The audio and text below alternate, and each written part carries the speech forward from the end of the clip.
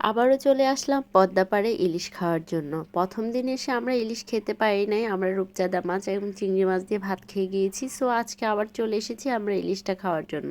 আসসালামু আলাইকুম সবাইকে, আশা করি সবাই ভালো আছেন। ফালিয়াস কিচেন থেকে স্বাগতম। অনেকদিন পর আমরা ভিডিও নিয়ে আসছি, খুবই ব্যস্ততার জন্য আমাদের নিজস্ব কোনো রেসিপি আপনাদেরকে করে দেখানো হচ্ছে না, তাই আমাদের ঘোরাঘুরি ছোটোখাটো ব্লগ নিয়ে আপনাদের সামনে হাজির হলাম।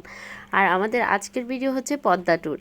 পদ্মা ট্যুরে গিয়ে আমরা কি করি, দুইটা ইলিশ মাছ কিনে নিই এবং আমরা মামিয়ে দাঁড়িয়ে দাঁড়িয়ে দেখছিলাম ইলিশ মাছের কাটাকুটি। আমি আমার বাচ্চাকে প্র্যাকটিক্যালি সব কিছু শেখাতে চাই, সেই জন্য ওকে দাঁড় করিয়ে দেখাচ্ছি কিভাবে ওরা মাছটা কাটে।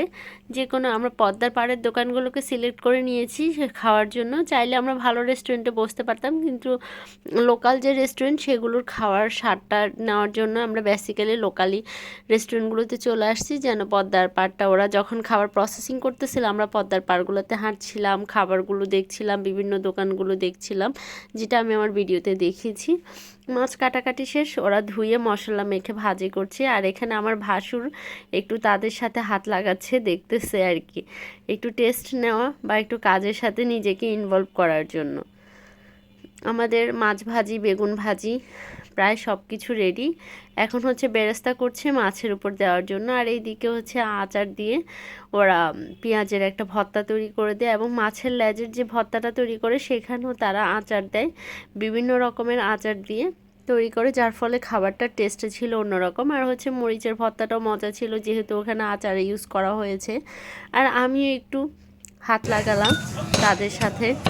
এই যে টুংটাং শব্দটা দেখলাম লেজের ভর্তাটা করার সময়, ওরা কাঁটাটা বেছে সব কিছু দিয়ে দেয় এবং আমি এটাকে মিক্স করার চেষ্টা করি। পরবর্তীতে আমার হাজব্যান্ড বলে অনেক হয়েছে, তোমাকে আর করা লাগবে না। সো আমি এখানে কাজটা স্টপ করে দিই।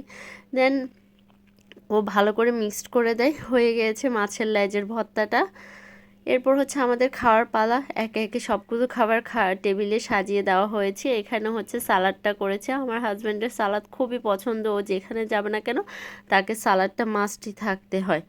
সো এভাবে আমাদের পর্দার পাড়ের সময়টা আমরা পার করলাম। খুব ভালো একটা দিন ছিল।